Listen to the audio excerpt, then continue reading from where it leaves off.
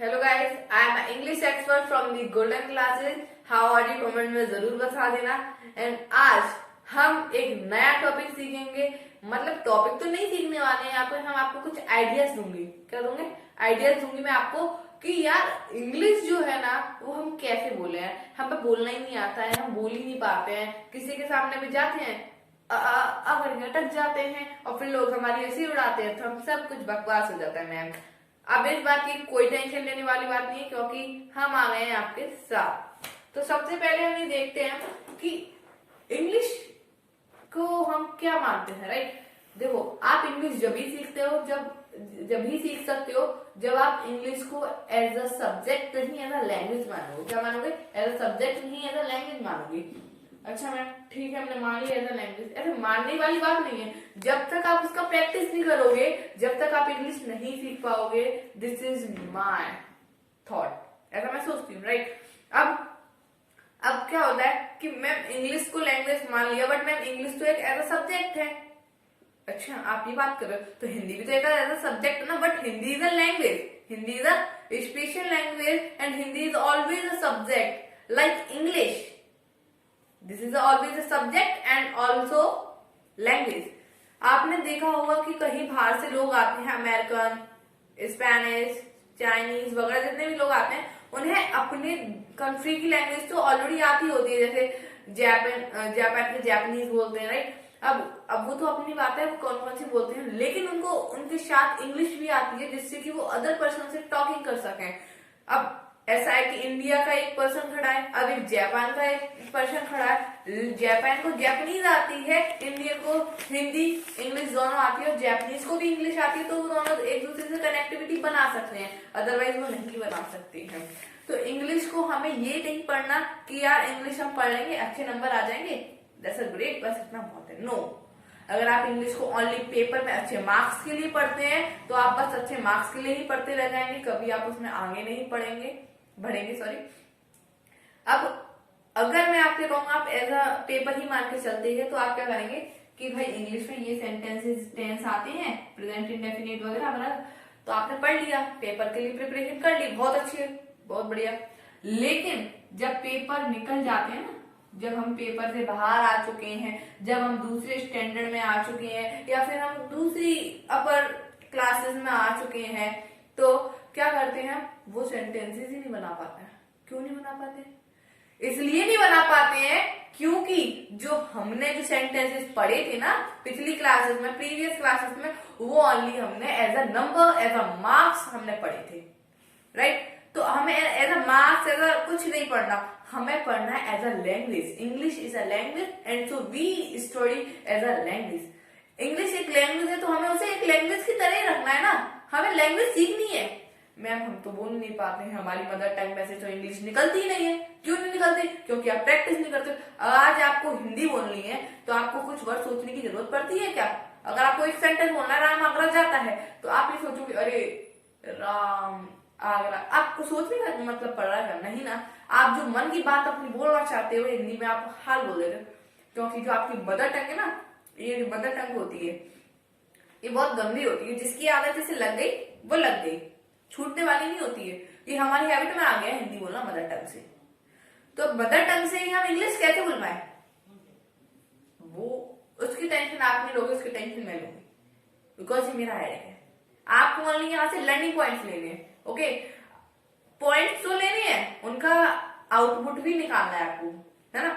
तो आउटपुट निकालोगे, इनपुट लोगे, जब भी तो आउटपुट निकालोगे। तो इस वीडियो को ध्यान से देखना, ध्यान से पढ़ना, और आ जाइए अब हम आपको बताएंगे कि इंग्लिश को कैसे आसानी से बोल सकते हैं, कैसे क्या धुआंधार उसमें आप बन सकते हैं जैसे हिंदी में है ना?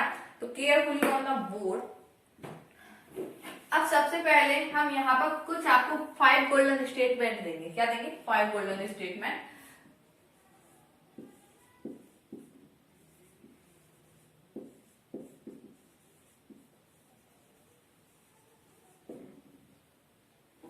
Five golden statement for English speaking. अच्छा, इस 5 पॉइंट्स को बताने से पहले मैं आपको यही बात बता देती हूँ कि आपको ना इंग्लिश बोलने से पहले कभी घबराना नहीं है। अगर आप घबरा गए जिस सब्जेक्ट में, आपका कॉन्फिडेंस लेवल जिस सब्जेक्ट में डाउन है, आप उस सब्जेक्ट में वीक हो। जिस सब्जेक्ट की आप अच्छे से प्रैक्टिस नहीं करते हो, आप उस सब्जेक्ट में वीक हो। अगर आपका इंग्लिश अच्छा है तो आपका इंग्लिश में प्रैक्टिस अच्छा है। अगर आपका मैथ्स अच्छा है तो आपका मैथ में प्रैक्टिस अच्छा है। तो good practice makes a perfect, right. But good practice भी हमारी किसकी होनी चाहिए? गुड वर्क की, बैड वर्क की नहीं। अब बैड वर्क जैसे थीफ स्टोलिंग वगैरह होता है ना, थीफ जो करता है स्टोलिंग करता है, उसकी गुड प्रैक्टिस है तो मेन को क्या करती है? स्टोलिंग में ही तो परफेक्ट बनाएगी। लेकिन हमें बनना है गुड वर्क में गुड परफेक्शन के साथ, है ना। आप देखते हो कि आपके सामने अगर कोई इंग्लिश वाला इंग्लिश बोल रहा है, सामने खड़ा हो, that's how are you, I am fine and you, I am also fine, ऐसे कुछ करके वो बोल रहा है, तो आप कहोगे यार व्हाट अ ग्रेट इंग्लिश, यार क्या इंग्लिश बोलता है यार, हम तो इसके सामने कुछ भी नहीं है, हम पे तो कुछ आता भी नहीं है यार। आप अपने बगल वाले से ऐसे पंच करोगे इसे, यार दे कितना होशियार लड़का ये, हम पे देख कुछ नहीं आता, ये बहुत होशियार। भले ही वो इंग्लिश गलत बोल रहा हो, लेकिन आपको लगेगा वो सही बोल रहा है। क्यों लगेगा? क्योंकि आपका वो इंग्लिश सब्जेक्ट ही नहीं आता है ना। तो हमें इंग्लिश गलत भी बोलना है, टूटी फूटी जैसी बोलनी है, हिंदी मिक्स कर दो, कोई दिक्कत नहीं है। लोग तो हंसते हैं, अब आप करो लोग हंसते हैं, अरे यार लोगों का काम तो हंसना ही है ना। क्या है लोगों का? हंसना है, तो वो तो हंसेंगे, उसकी टेंशन नहीं लेंगे। इसी बहाने से हम लोगों का एंटरटेनमेंट कर देंगे और नथिंग, कुछ नहीं है ना। तो अब यहाँ पर सबसे पहले हम 5 गोल्डन स्टेटमेंट देखते हैं। तो फर्स्ट स्टेटमेंट हमारा ये है कि डोंट बी एफ्रेड। क्या? Don't be afraid to making mistakes।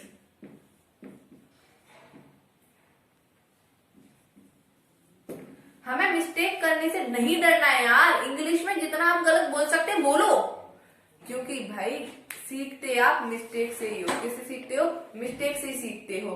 अच्छा, अगर आपने मैथ्स में क्वेश्चन करा, यहाँ पे कैलकुलेशन कुछ गलत हो गया, टीचर बताएगा, आपके दिमाग में फिट हो जाएगा वो यार।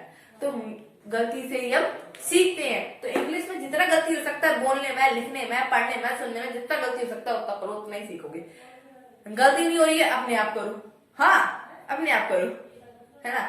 बट एग्जाम में नहीं चलेगा ये गलती, ये तो सिर्फ क्लास हॉल में ही चल सकता है ना। यहाँ पे गलती कर लेना होगा, गलती करना है। अपने फ्रेंड से बोलो, अब ये फ्रेंड तो होते ही, मजाक वगैरह सब चलता है, फ्रेंड से बोलो। अगर ज्यादा शर्म आ रही है उधर से तो बोल लो, क्योंकि फ्रेंड पे भी कौन सी ज्यादा इंग्लिश आती है। अपने घर के छोटे बच्चों से बोलो इंग्लिश, उन्हें कौन सा समझ में आ रहा है? बोल तो रहे हैं ना, सामने वाला जाएगा निकल के, यार क्या इंग्लिश बोलता है, क्योंकि उससे भी नहीं आती है, राइट। तो हमें नहीं डरना है इंग्लिश बोलने से, हमें मिस्टेक करने से नहीं डरना है।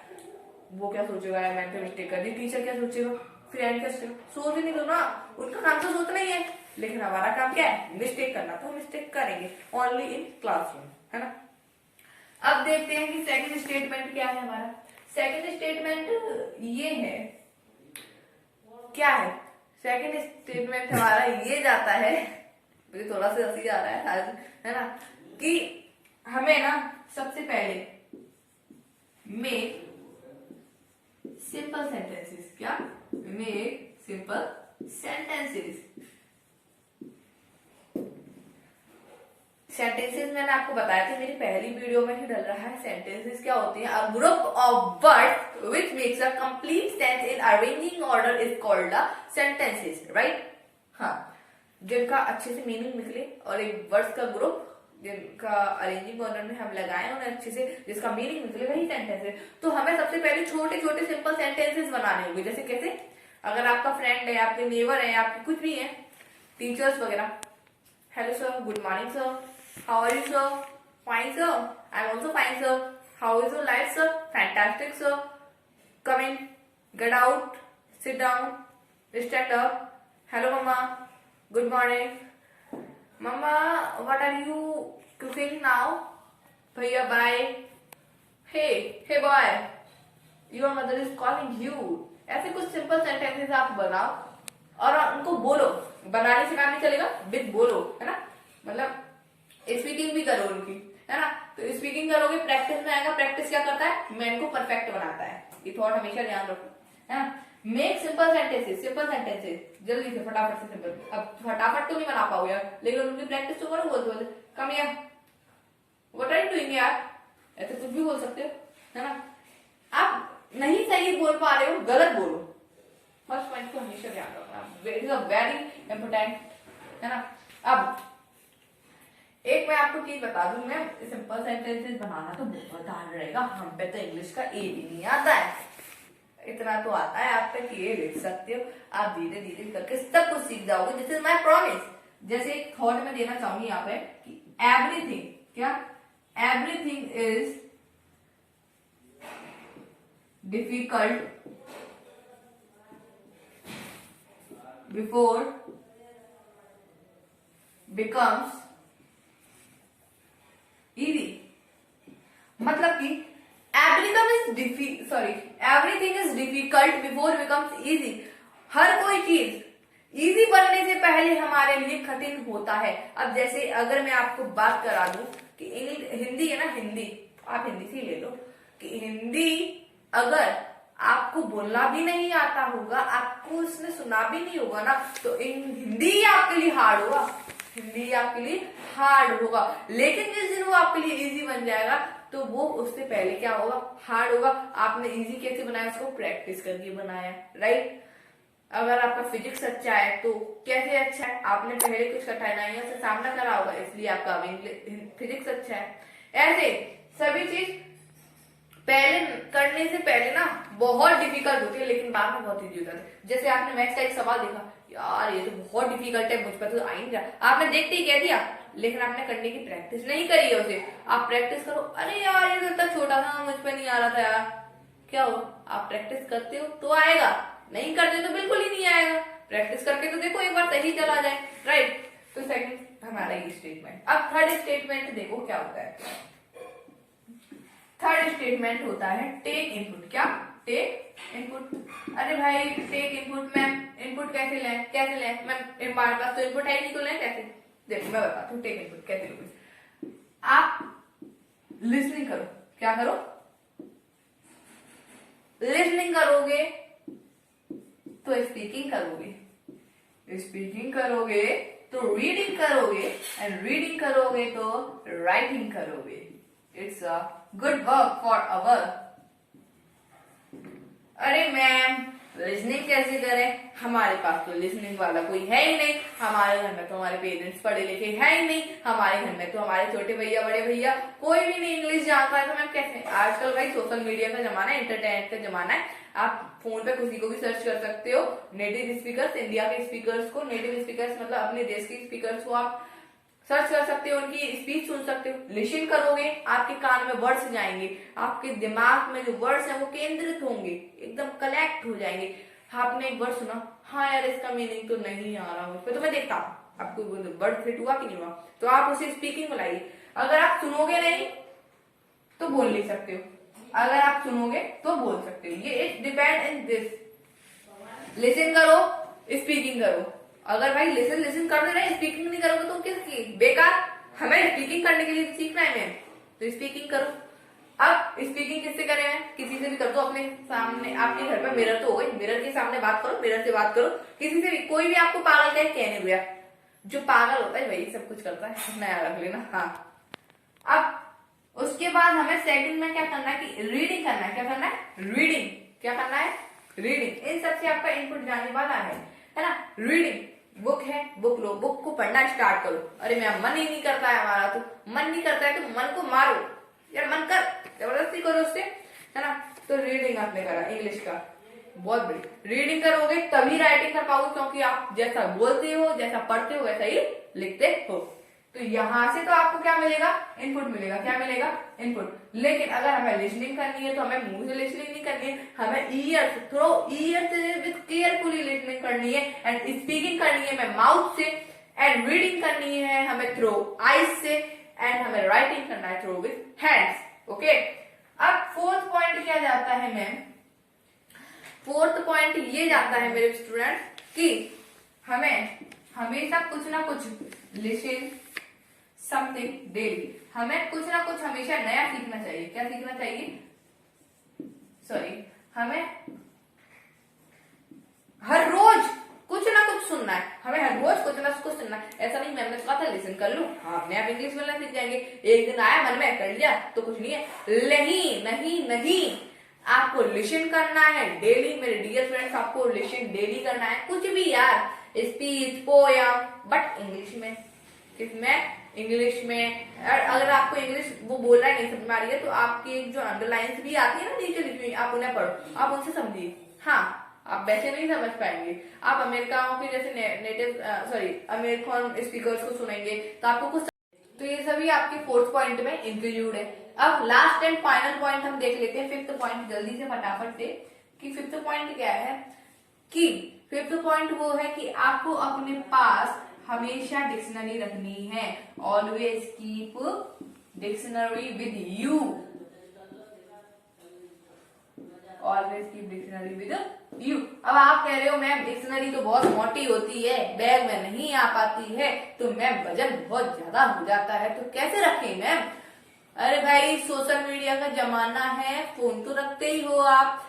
मैम क्लास में तो नहीं रखती है, तो क्लास में मत देखिए, क्लास में नहीं, स्कूल से बाहर देख लीजिएगा, क्योंकि फोन में हमेशा डिक्शनरी रखिएगा, तो आपको जो वर्ड्स नहीं आता है तो आप उसे तो सर्च कर सकते हैं। अगर आपका डिक्शनरी हमेशा साथ में रहेगा ना तो आपकी इंग्लिश ना अच्छी होगी।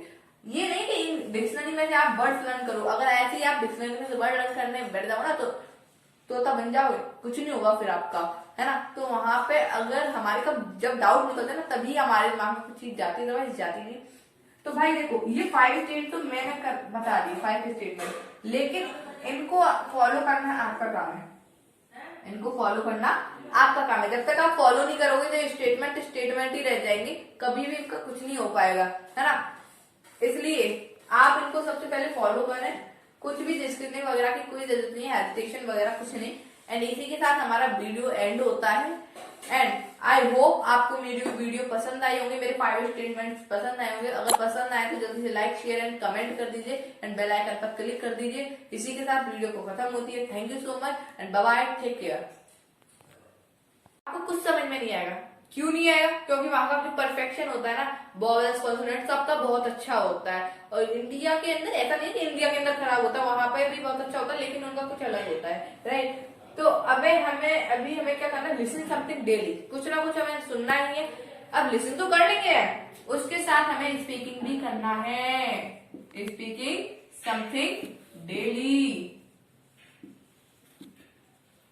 हमें कुछ ना कुछ स्पीकिंग भी करना है डेली। क्या करना है? स्पीकिंग भी करना है डेली। आपको साथ के साथ स्पीकिंग भी करना पड़ेगा डेली, क्योंकि आपकी जब भी तो मदर टंग यार उसमें आएगी, मदर टंग प्रैक्टिस में आएगी, तभी तो आप अच्छी इंग्लिश बोल पाओ। तो टंग से हमें स्पीकिंग करनी है रोज, क्योंकि मदर टंग प्रैक्टिस आएगी, हम तभी आगे बढ़ पाएंगे। ये इसी में इंक्लूड है पॉइंट। एंड इसी में आप अगर लिखना चाहते हैं ये लिख सकते हैं कि रीडिंग समथिंग डेली। क्या? रीडिंग समथिंग डेली, क्योंकि हमें कुछ ना कुछ जरूर नया पढ़ना पड़ेगा और नया कुछ हमें रोज लिखना पड़ेगा।